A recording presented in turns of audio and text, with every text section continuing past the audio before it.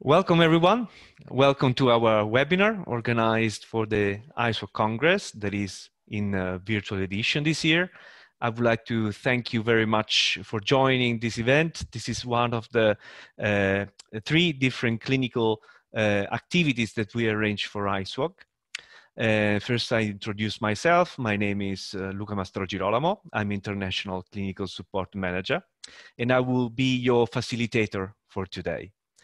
I'm very pleased today to have here for you with us Professor Julene Carvalho. Professor Carvalho is a well-known fetal cardiologist. She's working in UK in St. George's and Royal Brompton Hospital. She's heading the Fetal Cardiac Center. And she works very close to obstetrics and fetal medicine specialists, especially to improve the scanning of the fetal heart. She is also running international courses to train and improve the recognition of congenital heart diseases, and also to show how to get better outcomes and performance for a more secure diagnosis. So I'm very pleased to have her here today, and I would like to thank her very much. Thank you very much, Julene. Today she will present us a lecture with the title, How to Improve a Sequential Analysis on Fetal Heart. After the lecture, there will be a Q&A session. So if you want to place a question to Professor Carvalho, just go to our booth. You will find a moderated chat where you can place all your questions. So thank you very much, Julene. So I leave the stage to you. Well, thank you very much, Luca, for the introduction, and good morning for those in the UK, good afternoon or good evening to the delegates who are in many parts of the world. It is a pleasure to participate in this webinar, which is part of the ISWOG World Congress. And I was asked to talk about how to improve sequential segmental analysis. I'm a very fan of doing a sequential analysis of the fetal heart.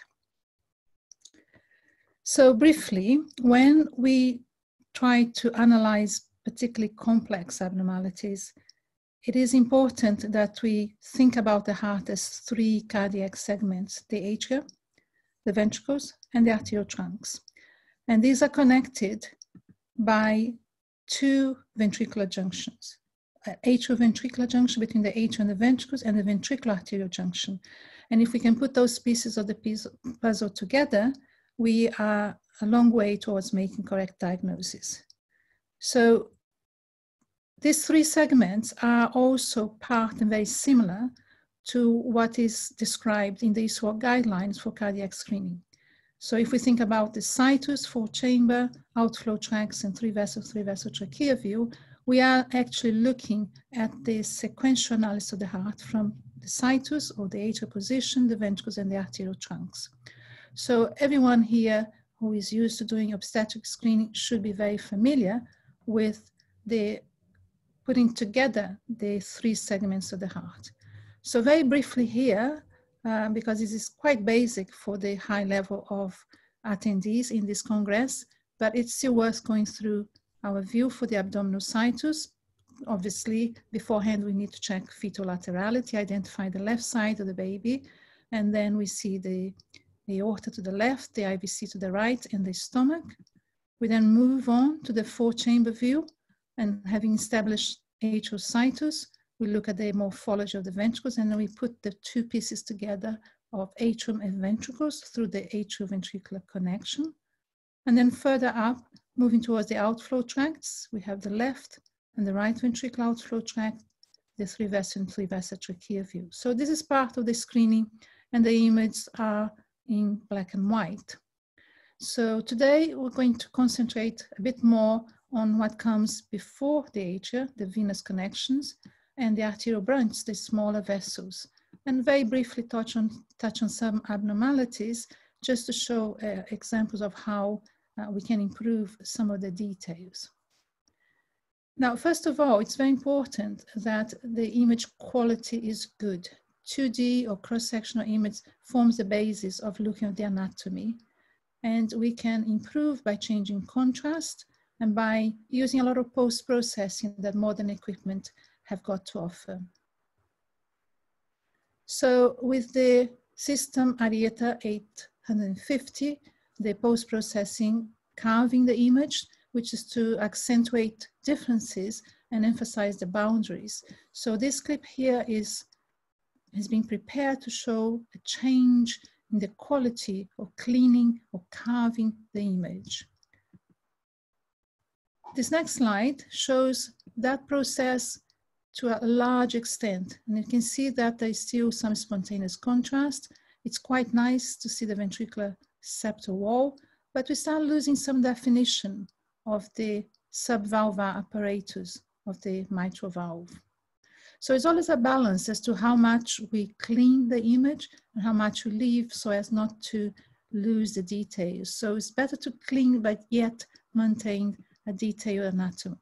So this is the original image, and this is with some carving of the image where you can see there is a cleaner image, but we still see details of the subvalvar apparatus of the mitral valve. So it's always a balance as to how much we do that. So one of the things I'm going to concentrate more today is adding color, because you can see here how many more details we can see when we get the color just right. It's not part of the cardiac screening protocol, but I'm sure lots of people around the world use color. So I'd like to highlight how important it is and how we can improve the details of the sequential analysis of the heart. So this is an usual cross-sectional image in 2D, black and white. This conventional color flow, which now has this glossy appearance. It gives a three-dimensional aspect to the blood flow. It's quite a new technique, and I think it's catching people's eye very quickly. So here you can see that we start to see more details once we put color. We see more of the aortic arch, the transverse aortic arch, than we see on cross-sectional image alone. And I chose here a bidirectional power Doppler. So we have the conventional color, the power, which is much less dependent on velocity and the angle, because it picks up lower velocities. And it gives a lot of definition. So if I stop here for a second, we can see the details of the branch pulmonary arteries much more clearly than if we use conventional color. You can also use another color modality, which is E-flow, but I'll show that as I go along in the other slides. Now, one of the uses of the color might be to fill up the space within the cavity. This is an example of a fetus that had a right ventricular cavity, as you can see here, smaller than the left ventricular cavity. And how much smaller is this? Is this a ventricle that will be suitable for the normal biventricular circulation? So when we add color, and this is power Doppler with unidirection, so there's no up and down in the screen, it's just one color, and you can change the color as you like. So you can see that that cavity is much more significant than it appears initially on the 2D image. And this is the glossy appearance on the same image. Now, another aspect that you might have seen before, because I've been using it for a long time, and is something I call just flow technique. And I prepared this clip to show how easy it is to do that. You can see here a nice E-flow image of the aortic arch, but the boundaries of the vessels could still be better. So one way of improving that is to reduce slowly, progressively, the gain through the cross-sectional image. And you can see at the end how many more details we have of this aortic arch. And it's a very simple, you don't need any fancy equipment, just by reducing the color, the gain on the cross-sectional image, and if necessary, the TGC as well. So very useful, very beautiful, very pleasing to the eye. It gives more details, as we'll see in subsequent images. So this is what I'm going to try and accentuate today, how important it is to look at the details and how useful the color, in particular power and E-flow, can be for seeing those smaller details of the smaller vessels. So if we go back to our sequential analysis starting from the situs, We have here the transverse view through the abdomen with the aorta to the left and the IVC to the right with the stomach to the left. And as soon as we put color, we can see already that we see details that we can't see without the color. We can just about see the umbilical vein coming here, and it accentuates the ductus venosus. A lot of people see the ductus venosus, particularly on a sagittal view, but it is very useful to do it on a transverse view where you can do also your pulsatility index. So from here, we can follow the umbilical venous return, plus some of the hepatic veins coming from the liver, joining here and eventually joining the inferior vena cava, and that coming into the right atrium as indicated here. So we start to follow the vessels that are coming into the heart before we come into the atrial chambers. And as I said, we can do the pulsatility index through a transverse view. And sometimes I have visitors to our unit and they are, oh, do you do the pulsatility index here? Why not do on the sagittal view? I think you can do on both. I personally prefer to do it on a transverse view. It's very easy to demonstrate. So all of this can be incorporated into the routine looking at the fetal heart. Now I highlighted here, maybe you haven't noticed before, that to look at these smaller vessels coming into the atrial chambers, we really need to reduce the velocity, more like an obstetric velocity rather than a cardiac velocity, so that we can see the details and moving from the abdomen into the fetal chest. We can see that the velocities across the pulmonary veins just appearing here are also low, but if we look at the intracardiac velocities and the arterial velocities, it's all a bit of a blur because this is a too low setting for looking at the aorta and the pulmonary outflow tract, but very nice for the pulmonary veins and the umbilical venous return as we've just seen. So coming back to just moving from the abdomen into the chest, the first chambers we're going to see here are going to be the atrial chambers, and we can see here pulmonary venous return from the right lung and from the left lung into the left atrium. So very clearly, again, velocity is very low, kind of rich color, which helps you see the veins entering the left atrium. I would suggest that when looking at pulmonary veins, that you use a geo display where you can see a cross-sectional image as well as the color flow for two reasons. If we have abnormalities of the pulmonary venous return, the veins actually come very close to the atrial chamber. So if you don't have this image on one side of the screen, and if the underlying image here is not very clear, you may think that the veins are coming into the atrial chambers, but they could be coming to a confluence on the back of the atrium. The other point is that it's important to see where the atrial septum is, and here it's very clear, but it's not always the case. So you want to make sure that those veins are coming and actually entering the left atrial cavity. Now, if you've seen me talking about arrhythmia, you would know that this is my preferred method of looking at the cardiac rhythm. And it's very easy to do by putting your sample volume of the Doppler within the lung parenchyma. And you can see here simultaneous recording of the pulmonary vein coming towards the left atrium and a pulmonary artery going away from the heart towards the lung. And that's a very typical signal which represents the atrial systole, then ventricular systole and beginning of diastole. And on this side, you see ventricular contraction. So it's a very easy way, even if the image quality is suboptimal, you can still get good Doppler signal to assess the one-to-one relationship of the rhythm. And you can also measure the AV interval if you need to monitor for heart block, for example. So very useful. And this is something that I use routinely in every single patient I do, so that when you have an arrhythmia, you're already used to doing that. But also, if the signal in the pulmonary veins may be abnormal if you have an abnormality of pulmonary venous return, particularly if it goes below the diaphragm.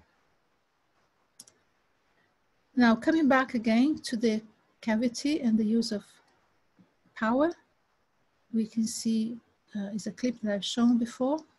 the richness of the color coming up to the 3-vessel trachea view, which is the higher level that goes through the 5 screening planes on the cardiac screening during normal pregnancies. We can see here the color highlights structures that are not necessarily well seen during the 2D image because it has a higher sample volume area. But can we go higher than that? So we've gone from the situs, 4 chambers, and the vessels. Can we go higher? And the answer is definitely yes. So there are further levels up into the mediastinum, and if we want, we can go into the neck as well to look at the arteries. So in here, just above the level of the 3-vessel trachea view, I have reduced the scale, increased the gain a little bit to try and pick up these little vessels here, which are coming from the subclavian arteries, which are the internal memories. And this has been described that they are around or surround the thymus, which we may see on cross-sectional image, but this facilitates and it shows you where the thymus is. So in this image as well, I would like to point out that just above the aortic arch, we have a vein coming here, usually from left to right, because it will join the right superior vena cava, which is the innominate vein, also called the left brachiocephalic vein. So these are details that sometimes are very important. But for example, if you have a baby who's suspected 22q level, you'd like to see if you can see the thymus or image of the thymus. So we're going through the normal structures that are there, that we're just elevating and going beyond that 5 plane of the cardiac screening. So very nicely shown here. And if we go a bit higher up, we can see the 3-vessel trachea view. I've highlighted the trachea here. The innominate vein is coming. We see a little bit of this, the internal memories, but we also see here the first branch of the aortic arch going towards the baby's right arm. And you notice that the internal memory is a branch of the subclavian artery, and that's the left subclavian. And you just see here the beginning of the left internal memory. So this is obviously important, particularly since nowadays there's a lot of detection of an aberrant subclavian artery. So this is the normal position, and that's the way to image the normal subclavian artery. It's also important to learn how to use these because of the higher detection rate now of vascular rings, and seeing the position of the subclavian arteries is very important for complete diagnosis. So these are the subclavian arteries, right and left. And you can see that the right subclavian artery courses in front of the trachea. Now, from a different angle, it is a different fetus. I'm just going to do a brief sweep between the pulmonary outflow tract, and you can see here, highlighting by the color, the branch pulmonary arteries, and sweeping above that, we come to the 3-vessel trachea view very quickly, and that's the transverse aortic arch. And because the arch is to the left of the trachea, the first branch of the aorta goes to the right, and it will divide into the subclavian artery, which you can see here, and the carotid, which will go up vertically into the fetal neck. So very nice, very easy to show the subclavian artery. Now, moving away from the transverse views, looking at the venous return, the systemic venous return from a different angle, you can see here this is a sagittal image of the fetus with the head on this side, and we see the superior vena cava entering the right atrium, which is more anterior than the left atrium, and we see here the inferior vena cava also entering the right atrium. Now, if you remember from your 3-vessel view, the aorta, of course, is very close to the superior vena cava. So sometimes the two of them are almost merging in this view. And as you see, as soon as we put the color, we see a little bit of the SVC, but then we see the aortic arch. And I've just applied here that trick to reduce the gain and to see that we can do that with conventional color as well. But I think to get more details, I prefer to do that with power Doppler or E-flow. And that's the view here, which you see enormous details of structures that perhaps you never thought you could image. So I'm going to take you a bit slowly on this one.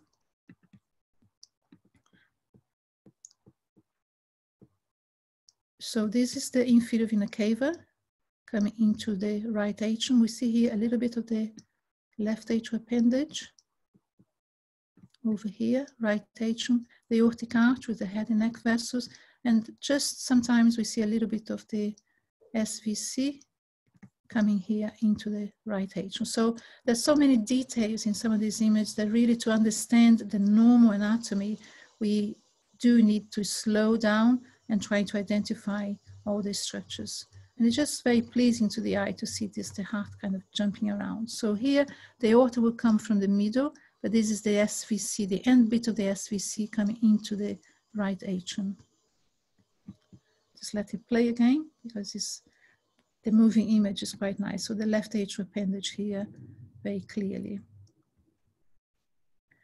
Now, this is also a beautiful image that I think teaches us a lot about the fetal circulation. And I chose to start on this frame for the clip, where you can see that from here is the umbilical venous return going through the left atrium, that preferential flow that will bring oxygenated blood to the left atrium.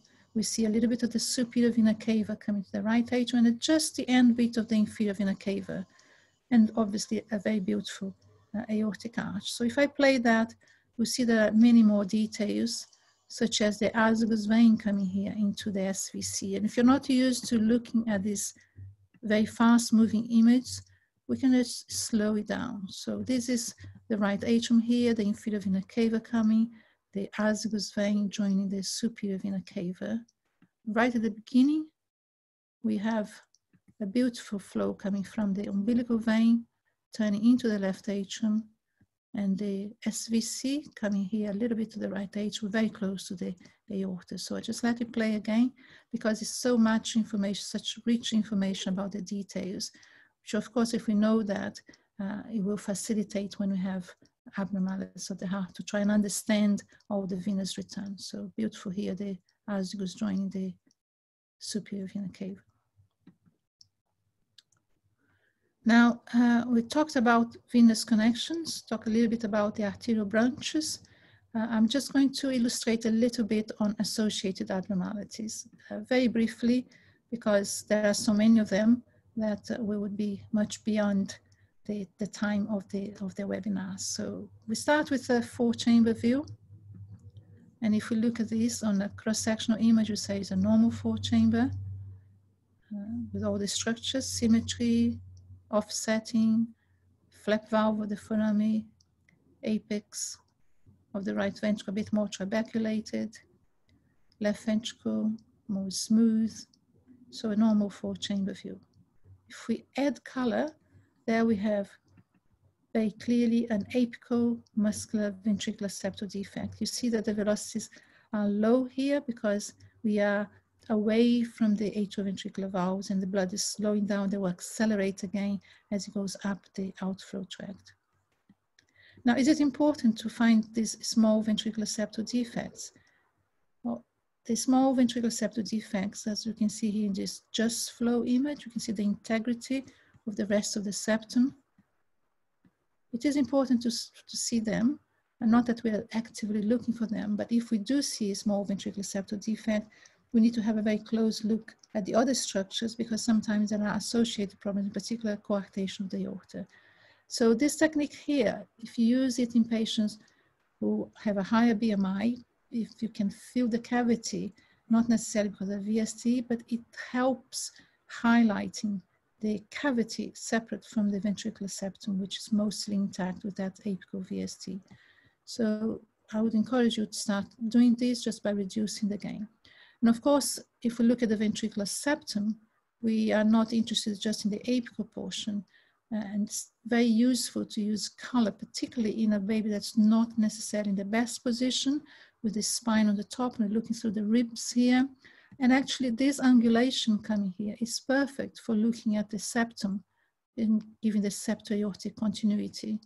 So as you can see here, left atrium, left ventricle, ventricular septum. It is very important to determine that there is continuity between the interventricular septum and the anterior wall of the aorta. We can see the aortic valve clicking here. So it's very important to see that in great detail, even if the baby is in an unfavorable position or perceived unfavorable position, but actually quite a good angulation to look at this portion of the septum, which of course contrasts with a baby that has the tetralogy of Fallot, and sometimes that overriding of the aorta, as we can see here, with some anterior deviation of what we call the outlet septum, because this is malaligned from the rest of the septum, may not be so easy to see in some patients, depending on fetal position, maternal BMI. So very careful look at this area, because quite often VSTs in this area can be overlooked. If it is part of a tetralogy of Fallot, many times this is picked up on the three-vessel trachea view, but sometimes you can have this large ventricular septal defect without having tetralogy, just a VST.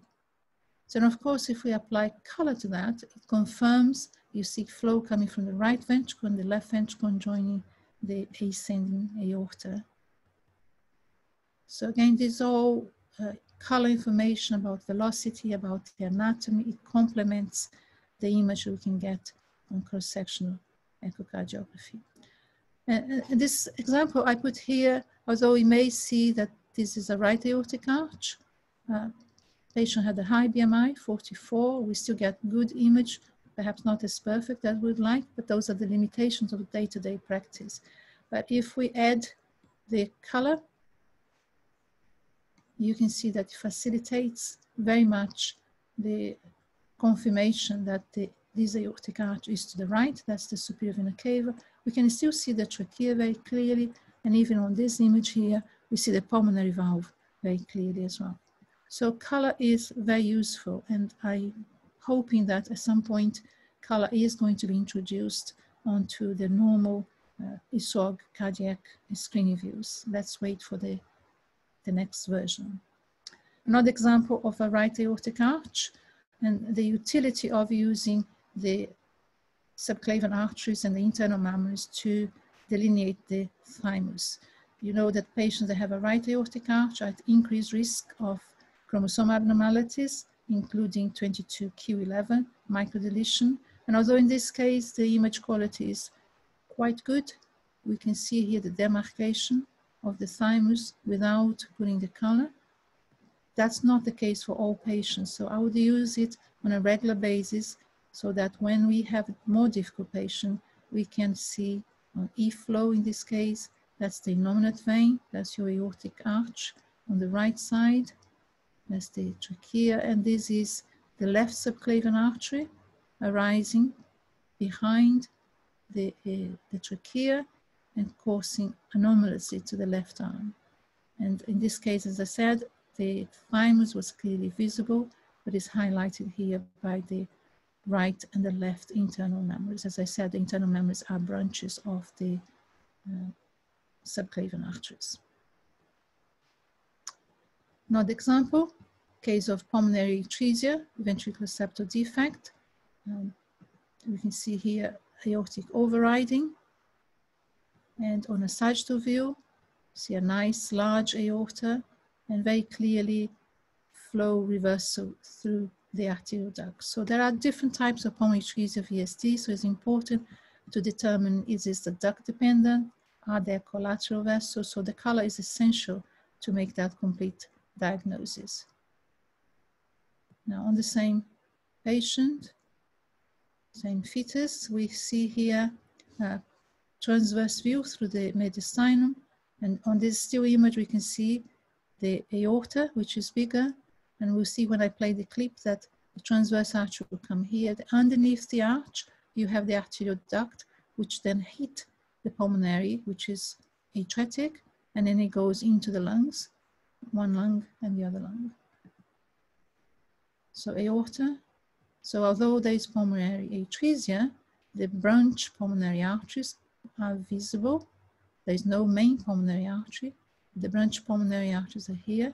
They are confluent. It's a large aortic arch. And that helps counseling the patient and know what to do with the baby. For example, in this case, you would do either a stent of the arterial duct or a shunt operation in the first few days of life. So some of these details are very clear, very important. We also see a little bit of the azygos vein coming here, just as a flash, that pink shear coming to the SVC. So some of these details are very important. If you are a cardiologist, they are essential. We cannot do fetal cardiology without getting these details for appropriate counseling of the families. If you are an obstetrician, I think we should always aim to learn more and to do more. So hopefully this will be stimulating you to use color on your daily practice. So another example of help from color, you can see here, not usually diagnosed antenatally, partial normal pulmonary venous drainage.